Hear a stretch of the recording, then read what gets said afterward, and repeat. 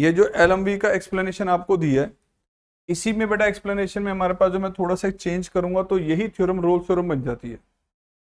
इसमें first condition और second condition जो हमारे पास है एग्जैक्टली सेम होती है रोल्स थ्योरम में। बाकी मैं रोल्स थ्योरम का डायग्राम यहाँ पे ड्रॉ करता हूं।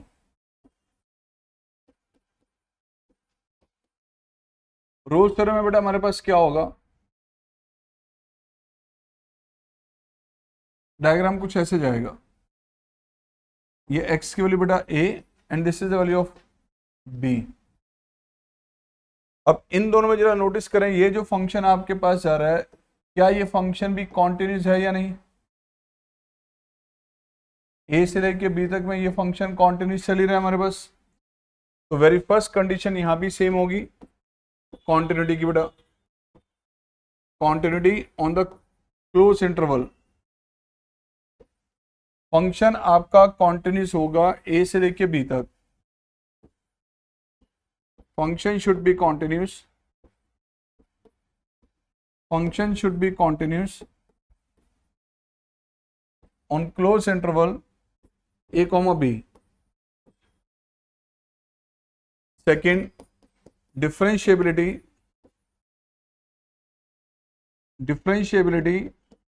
on open interval a to b। a से लेके b तक फंक्शन का डिफरेंशिएबल होना जरूरी है, means function should be differentiable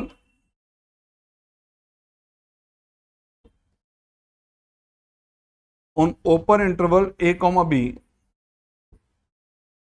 and Rolle's theorem के अंदर तीनों कंडीशंस मैंडेटरी हैं, ध्यान रखना। y की वैल्यू a पे एंड y की वैल्यू b पे, ये वैल्यूज ऑलवेज दोनों मैच करनी चाहिए। इट मींस फंक्शन की वैल्यू a पे एंड फंक्शन की वैल्यू b पे must be same. f of a और f ऑफ b दोनों इक्वल होने जरूरी हैं रोल्स थ्योरम में, right.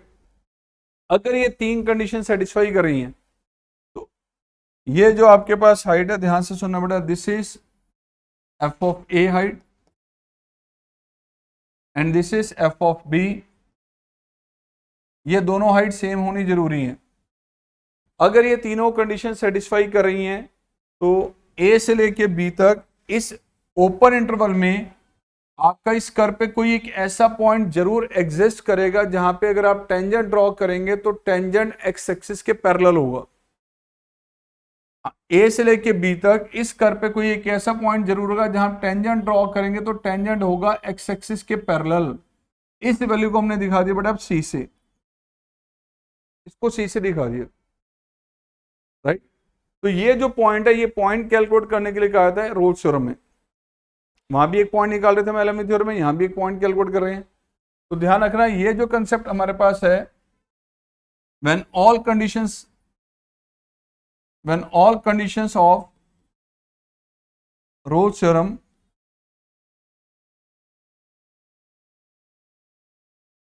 are satisfied,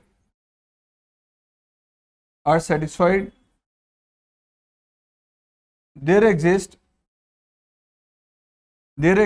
at least one value of x, कम से कम एक वैल्यू जरूर आएगी, एक से ज्यादा भी आ सकती है, ध्यान रखना। Where tangent is parallel to X axis, tangent is parallel to X axis. और अगर टेंजेंट एक्स एक्सिस के पैरेलल है तो टेंजेंट की slope means F dash X इस पॉइंट पे जीरो होना जरूरी है। भाई लाइन अगर एक्स एक्सिस के पैरेलल है तो उसकी स्लोप जीरो होगी, तो एफ डैश सी को आपने जीरो से इक्वेट करना है और यहां से निकालना है सी की वैल्यू क्या आ रही है। सी की वैल्यू ए और बी के बिटवीन आनी जरूरी है।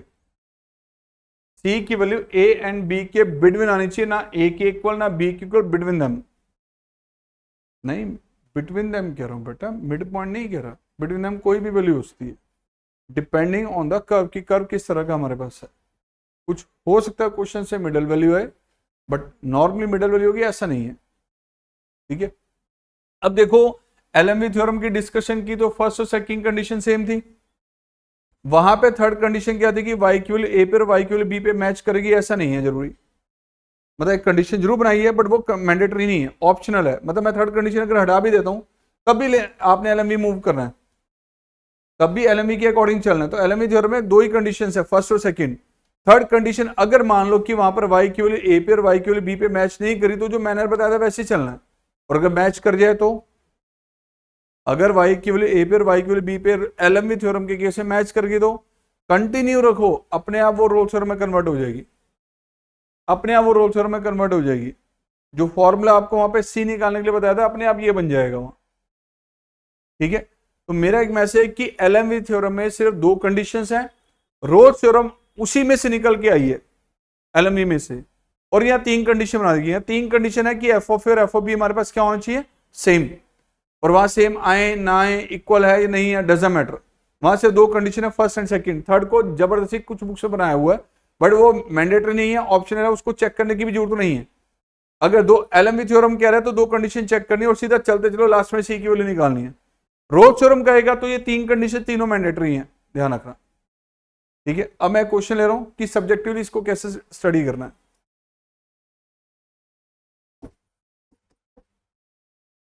वेरीफाई रोल्स थ्योरम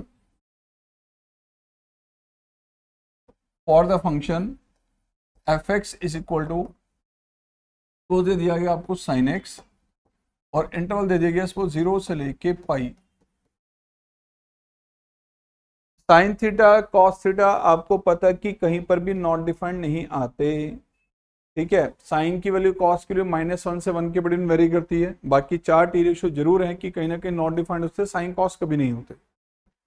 इसका ग्राफ साइन थीटा का जब आप लोगों ने ड्रॉ कर रखा है पहले तो आप सबको पता होना चाहिए ग्राफ कुछ इसका ऐसे जाता है। ये है 0, this is pi, this is 2 pi, this is 3 पाई, कुछ इस तरह से मूव करता है। और ये वैल्यू मैक्सिमम होती है 1 और यहाँ पर होता है बड़ा -1, -1 से 1 की रेंज में चलता है ये फंक्शन हमेशा। ओके, तो इसको कैसे अगर मैं चेक करना है तो देखिए बड़ा, conditions of Rolle's theorem, conditions of Rolle's theorem. First, continuity की कंडीशन, क्या ये फंक्शन कहीं पर भी किसी भी वैल्यू पे नॉट डिफाइंड आता है, नहीं, डिफाइंड ऑलवेज। साइन कभी भी हमारे पास डिसकंटिन्यू नहीं है तो हमें पता है इसके बारे में। तो सिर्फ इसके बारे में आपको एक्सप्लेनेशन देने की, कॉन्टिन्यूटी ऑन क्लोज इंटरवल अगर आपके पास है 0, pi, sine function is continuous, sine function is continuous on every real number, कहीं पर भी ये नॉट डिफाइंड नहीं होता। सो फंक्शन इज कॉन्टिन्यूस, तो function is continuous on 0, pi, 0, pi close interval. कोई वर्किंग क्वांटिटी की नहीं करके दिखानी, पता होना चाहिए फंक्शन कहीं पे नॉट डिफाइंड तो नहीं होता, बस इसकी वैल्यू आपको पता होनी चाहिए। अगर 0 से पाई के बिटवीन कहीं पे डिसकंटिन्यूस होता है, नॉट डिफाइंड आ रहा है, एग्जिस्ट नहीं कर रहा, तो वो आपने पॉइंट मेंशन कर देना कि इस पॉइंट पे फंक्शन आपके पास एग्जिस्ट नहीं करता, डिसकंटिन्यूस है। So first condition is not satisfied, आगे मूव ही नहीं करना, आगे मूव तभी करना है जब ये कंडीशन सेटिस्फाई होगी। ठीक है, सेकंड कंडीशन डिफरेंशिएबिलिटी, चेक करना है आपने कि फंक्शन का डेरिवेटिव एग्जिस्ट कर रहा है या नहीं कर रहा। ओपन इंटरवल 0, पाई में derivative F dash X, sine का डेरिवेटिव होता है कॉस, कॉस थीटा की कहीं नॉट डिफाइंड होती है, नहीं, कॉस थीटा भी डिफाइंड होता है फॉर एवरी रियल नंबर। तो ये जो डेरिवेटिव है this exist for every X belongs to 0, pi, ये डेरिवेटिव की वैल्यू ऑलवेज एग्जिस्ट करेगी इन लिमिट्स के बीच में, कहीं पर भी नॉट डिफाइंड नहीं होती। ये डेरिवेटिव यानी कि this function, it means function sine x जो आपके पास है, this is differentiable, this is differentiable on open interval 0, pi. Third condition, third condition y की वैल्यू a पे, y की वैल्यू a पे मीन्स x इक्वल टू 0 पे, and y की वैल्यू b पे, x इक्वल टू पाई पे। तो sign की वैल्यू आपने 0 पे कैलकुलेट की बेटा, साइन 0 0 होता है, साइन की वैल्यू पाई पे कैलकुलेट की, साइन 180 की वैल्यू भी 0 होती है, जैसे डायग्राम में भी दिखाया आपको, ठीक है। तो एफ ऑफ ए और एफ ऑफ बी दोनों इक्वल है, फंक्शन की वैल्यू 0 पे एंड फंक्शन की वैल्यू पाई पे, दोनों की वैल्यू सेम है। तो ऑल कंडीशंस आर सेटिस्फाइड, सारी कंडीशन इसकी सेटिस्फाई कर रही है बेटा। जब ऐसा हो तो आपको ध्यान रखना है कि कौन सी एक्स की वैल्यू ऐसी है जहां पे 0 से पाई के बीच कौन सा एक ऐसा पॉइंट है जहां पे टेंजेंट ड्रॉ करेंगे तो एक्स एक्सिस के पैरेलल होगा। टेंजेंट अगर एक्स एक्सिस के पैरेलल है तो टेंजेंट की स्लोप क्या होगी? 0। तो आपने क्या करना है, एफ डैश एक्स टेंजेंट की स्लोप सी पे कैलकुलेट करना है एंड 0 से इक्वेट कर देना। साइन का डेरिवेटिव क्या था? कॉस, तो कॉस थीटा की वैल्यू सी पे कैलकुलेट करें वो 0। अब 0 से पाई के बीच में कहां पर कॉस की वैल्यू 0 होती है? 90 पर होती है। तो इट मीन्स सी की वैल्यू हमारे पास क्या आ गई? π/2।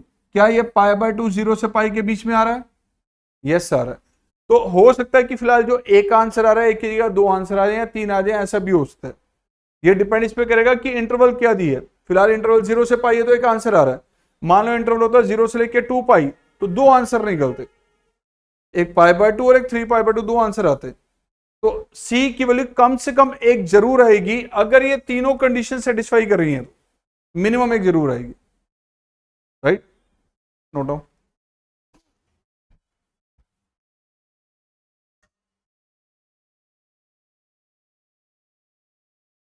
अब कुछ फंक्शन के बारे में ना आपको पहले से जानकारी होनी चाहिए कि कौन से फंक्शन ऐसे सर हमें तो पता नहीं कि कॉन्टिन्यूस कहाँ लिखना है, नहीं लिखना, डिफरेंशिएबल कहाँ लिखना है, नहीं लिखना। तो कुछ फंक्शन हर जगह कॉन्टिन्यूस है, हर जगह डिफरेंशिएबल है, पहले उसके बारे में पता होना चाहिए एंड मोस्टली क्वेश्चन उससे रिलेटेड बनते हैं। तो फर्स्ट मैं आपके सामने डिस्कस करूंगा पोलिनोमियल फंक्शन। पोलिनोमियल फंक्शन पहले क्वेश्चन की वैरायटी मेन इन पे बनती है। फंक्शन कोई भी आपके पास, this is f x is equal to a0 a1 x raise to power 1 a2 x raise to power 2 and so on an x raise to power n। यहाँ पे n जो आपके पास है, ध्यान रखना n should be a natural number. अगर x की डिग्री नेचुरल नंबर है, x की डिग्री अगर नेचुरल है, that function is defined as polynomial function. और ये फंक्शन हर जगह कॉन्टिन्यूस होगा, हर जगह डिफरेंशिएबल होगा, no need to verify.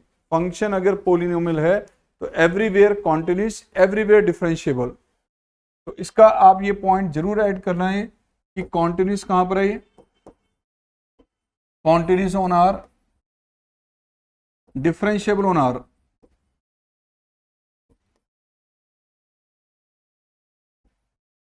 For example मान लीजिए फंक्शन आपको ये दिया गया F x is equal to this is X square plus X plus 1। एक फंक्शन फिर चेंज करके दे देगा आपको 5x cube minus 7x square plus 3x plus 1। फिर एक फंक्शन अगेन दे दिया गया आपको x इंटू में x minus 5 whole square. Again एक फंक्शन आपको दे दिया गया बेटा दिस इज 7x प्लस 3। तो ध्यान से देखिए इसमें x की डिग्री अगर नेचुरल नंबर है, अगर x की डिग्री नेचुरल नंबर तो फंक्शन पोलिनोमियल होगा। अब ये सारे पोलिनोमियल्स की कैटेगरी में आ रहे हैं, लेकिन अगर मैं फंक्शन आपके सामने जो लिख रहा हूं this is 5x square minus 7x plus में रूट x प्लस 1, ये पोलिनोमियल की कैटेगरी में नहीं है क्योंकि यहाँ x की डिग्री नेचुरल नंबर नहीं है, राइट? कुछ इसी तरह से दे दिया गया एक फंक्शन, ये आपके पास 7x square plus 3x plus में 1/x प्लस 5। अब ये भी नहीं है क्योंकि अगर मैं इसको एक्सप्लेन करूंगा तो ये x की डिग्री -1 बन जाएगी। अगर x की डिग्री नेचुरल नंबर्स की कैटेगरी में है तो वो फंक्शन हमेशा पोलिनोमियल होगा, और ऐसे केस में उसकी ना तो कॉन्टिन्यूटी चेक करनी है कहीं पे, ना डिफरेंशिएबिलिटी। सिंपल पता होना चाहिए फंक्शन कॉन्टिन्यूस कहां होता है? एवरी रियल नंबर पे। डिफरेंशिएबल कहां होगा? On all real numbers. Second,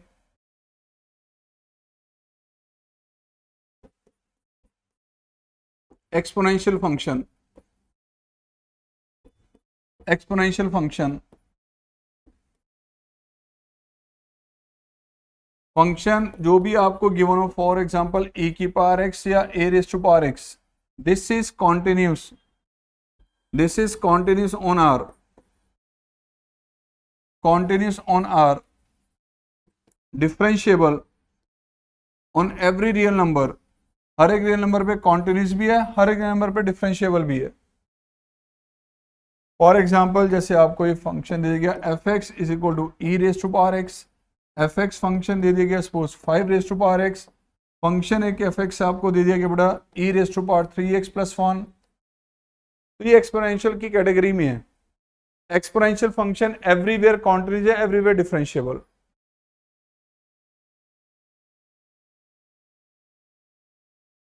इससे next sine function, function sine x, function sine x continuous on R, continuous on R, differentiable on R, differentiable on R। फिर से next आपके पास है बेटा कोसाइन फंक्शन, इसके बारे में कुछ सोचने की जरूरत नहीं है, इनके बारे में डायरेक्ट आपने लिखना बेटा, ये ध्यान रहे, continuous on R, continuous on R and differentiable on R।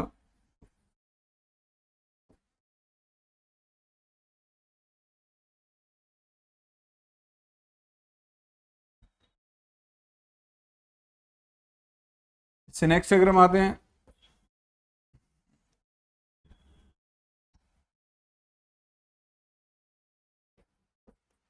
Modulus function,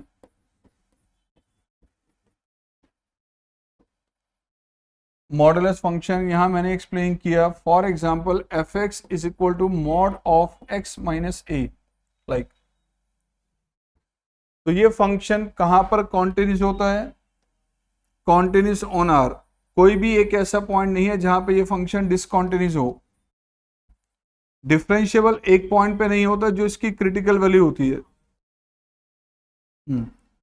तो ऑल रियल नंबर पे ये डिफरेंशिएबल होगा एक्सेप्ट द वैल्यू ए, जो इसकी क्रिटिकल वैल्यू वहां पे डिफरेंशिएबल नहीं होता। सर क्यों नहीं होता? मान लो मैं आपके सामने एक एग्जांपल ले रहा हूं, F x is equal to mod of X minus 3। जब आप इस फंक्शन को रीडिफाइन करते हैं तो मॉड हटाने पे एक बार साइन चेंज हो जाता है और एक बार साइन सेम रहता है, बट ये रिजल्ट कब आता है? जब मॉड के अंदर की ये क्वांटिटी आपके पास नेगेटिव हो, एंड मॉड के अंदर की क्वांटिटी अगर पॉजिटिव है तो बेटा ये आएगा, और मॉड के अंदर की क्वांटिटी अगर जीरो है, अगर x माइनस 3 जीरो है तो इस फंक्शन का आंसर जीरो आएगा। अब यही फंक्शन थोड़ा सा जब आपने चेंज किया तो ये बना बेटा माइनस एक्स प्लस 3, जब x 3 से लेस देन है, x इज इक्वल टू 3 है तो फंक्शन का आंसर जीरो है, और x 3 से ग्रेटर है तो फंक्शन है x माइनस 3। जब आप डेरिवेटिव कैलकुलेट करते हैं तो किसी भी पॉइंट पे डिफरेंशिएबिलिटी को कैसे चेक करते हैं? उसका लेफ्ट हैंड डेरिवेटिव और उसका राइट हैंड डेरिवेटिव, अगर दोनों सेम है LHD RHD तो फंक्शन उस पॉइंट पे डिफरेंशिएबल कहा जाता है।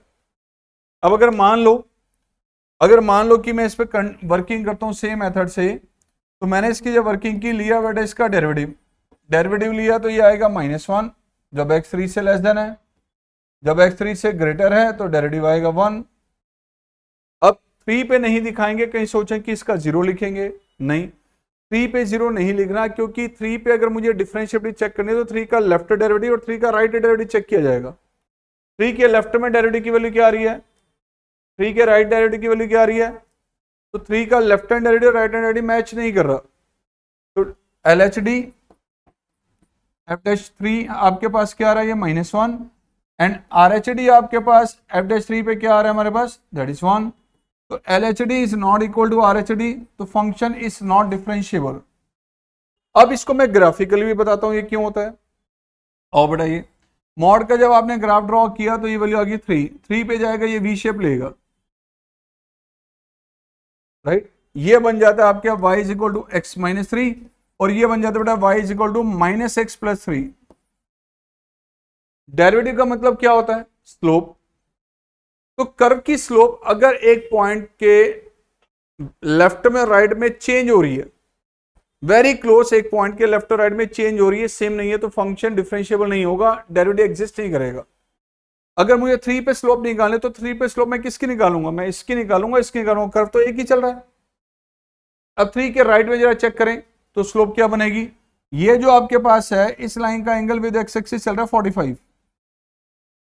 क्यों sir, y is equal to m x plus c के साथ कंपेयर करूं, y is equal to m x plus c के साथ कंपेयर करें तो स्लोप किसके इक्वल आ रही है, 1। और इसको कंपेयर करूं y is equal to m x plus c के साथ, तो यहां स्लोप क्या आ रही है, -1। तो 3 पे स्लोप अगर मैं चेक करूंगा, मैं इसकी चेक करूंगा, इसकी चेक करूंगा, कर्व तो एक ही चल रहा है। अब 3 पे लेफ्ट की वैल्यू -1 है, राइट की वैल्यू 1 है, दोनों सेम नहीं है, दोनों सेम नहीं है, इसलिए फंक्शन 3 पे डिफरेंशिएबल नहीं होता, इसलिए नहीं होता। इवन कॉन्टिन्यूस चल रहा है, कहीं ब्रेक नहीं आ रहा बीच में, तो कॉन्टिन्यूस है on all real number, differentiable हर एक रियल नंबर पे, हर पॉइंट पे डेरिवेटिव का पॉसिबल है, सिर्फ क्रिटिकल वैल्यू पे पॉसिबल नहीं है। Okay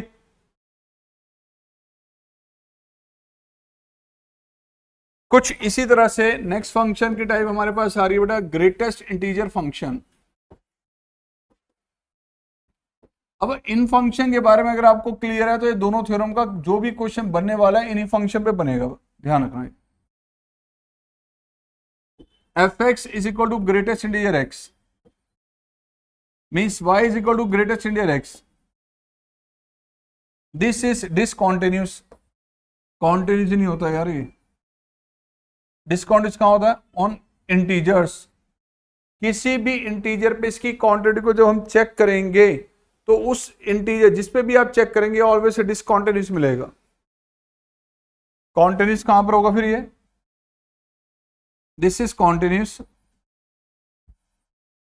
on all real number except integers, और जहां ये कॉन्टिन्यूस होगा वहां ये डिफरेंशिएबल भी होगा।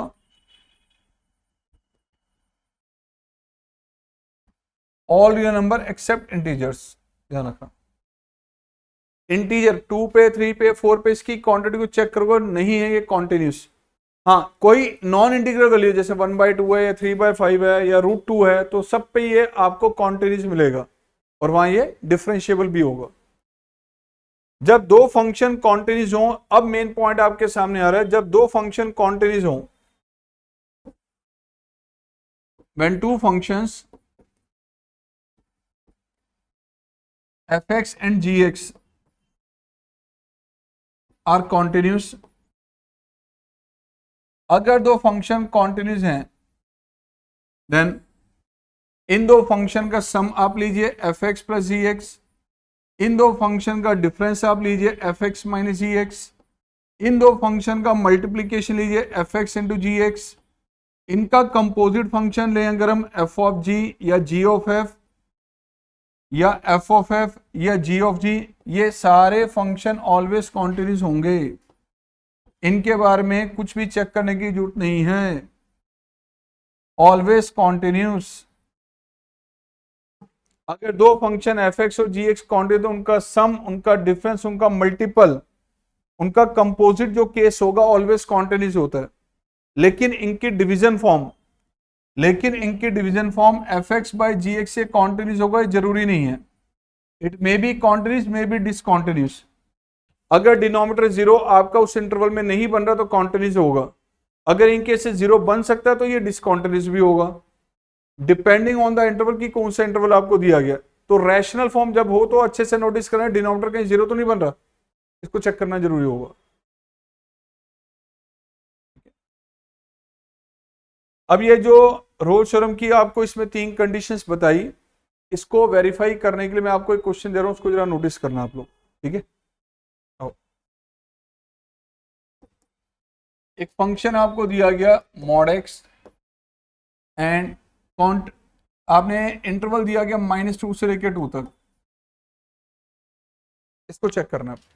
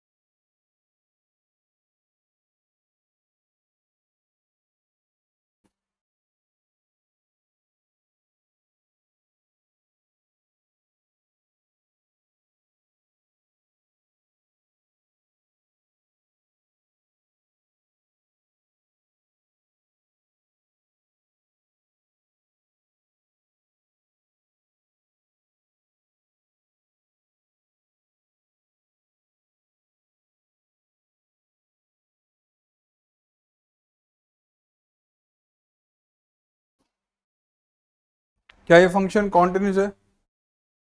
क्या फंक्शन डिफरेंशिएबल होगा -2 से 2 में? तो यहां आप क्या लिखेंगे फर्स्ट कंडीशन के बारे में? कॉन्टिन्यूस तो है बेटा, कॉन्टिन्यूस ऑन क्लोज इंटरवल -2, 2 बताने की जरूरत नहीं है कुछ भी। Second, function is not differentiable, function is not differentiable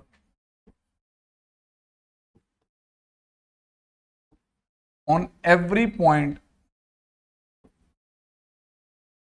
of the interval -2, 2। Question यही ओवर हो जाएगा, आगे मूव नहीं करना। अगर सेकंड कंडीशन सेटिस्फाई होगी तभी थर्ड पे जाएंगे, ये ध्यान रखना। इसके बारे में रीजन जरूर देना हमने। फंक्शन जो आपका मॉड एक्स है, मॉड एक्स का मतलब हमारे पास क्या बेटा -x और x, जब x 0 से लेस देन है, जब x 0 से ग्रेटर है। जब x 0 के इक्वल होगा तो बेटा ये 0 होगा। अब अगर हम डेरिवेटिव चेक करते हैं तो रिजल्ट क्या आएगा, ये -1 होगा। अगर x 0 से लेस देन है, 0 से ग्रेटर है तो डेरिवेटिव 1 है। अब 0 के लेफ्ट में और राइट में डेरिवेटिव सेम नहीं है, तो LHD and RHD, LHD is not equal to RHD at x equal to 0, so the function is not differentiable। Question he over. तीन कंडीशन सेटिस्फाइड होंगी, 1 बाय 1 सेटिस्फाई होंगी तो अगले स्टेप पे चलेंगे। कोई कंडीशन सेटिस्फाई नहीं होगी तो वहीं पे आपके पास ओवर हो जाएगा ये। ओके,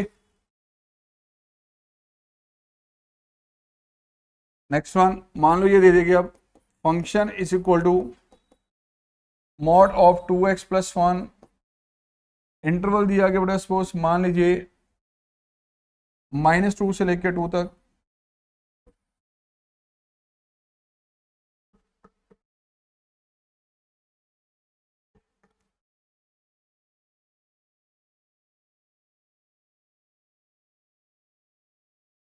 कौन सा फंक्शन है?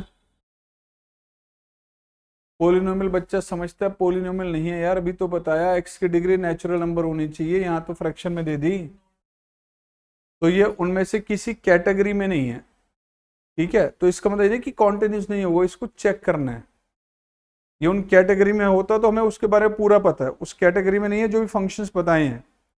तो आपको कैसे चेक करना है, -2 से 2 तक की जितनी वैल्यूज अगर मैं यहाँ रिप्लेस करता हूँ, क्या फंक्शन ये रियल आ रहा है, डिफाइंड आ रहा है, कहीं आपका इमेजिनरी वैल्यू तो नहीं आ रही।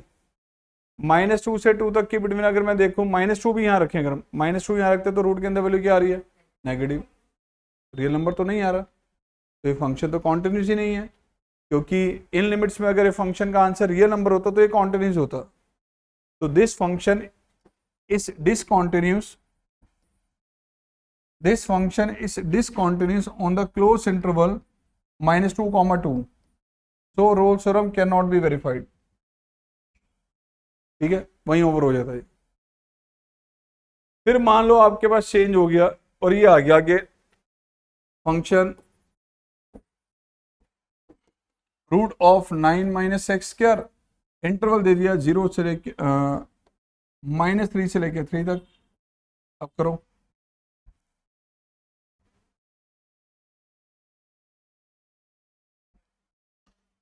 ठीक है, कॉन्टिन्यूस है, बिल्कुल है।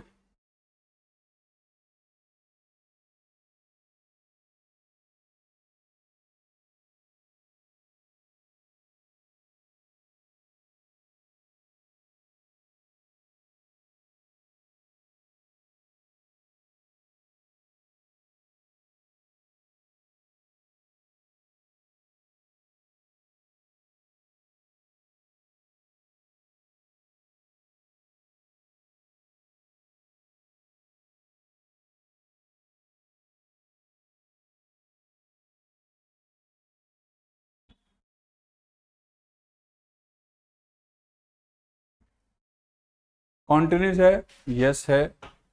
डेरिवेटिव चेक करो, कॉन्टिन्यूस है, कंफर्म बेटा।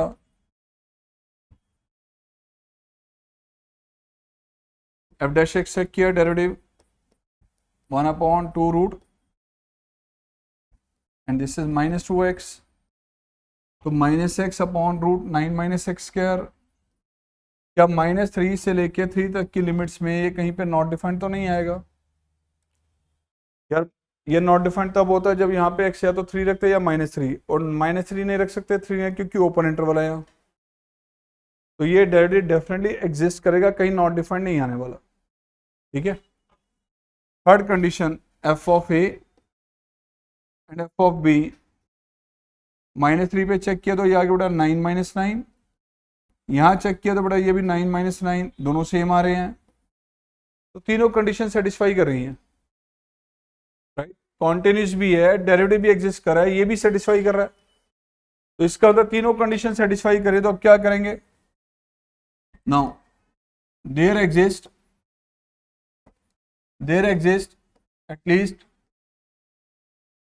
at least one value of x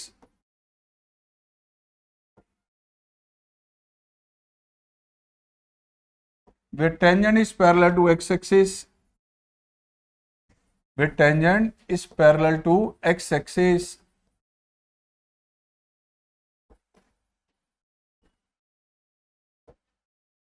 इसका तो टेंजेंट की स्लोप क्या होनी चाहिए फिर, f dash x at x equal to c, it must be 0. तो -c over root of 9 - c square, derivative रखा 0, क्रॉस मल्टीप्लाई किया तो c की वैल्यू आ गई 0। क्या ये c की वैल्यू इस ओपन इंटरवल में लाई करेगी -3 से 3 में? यस। तो this is the critical value, ये हमें चाहिए थी इस क्वेश्चन में।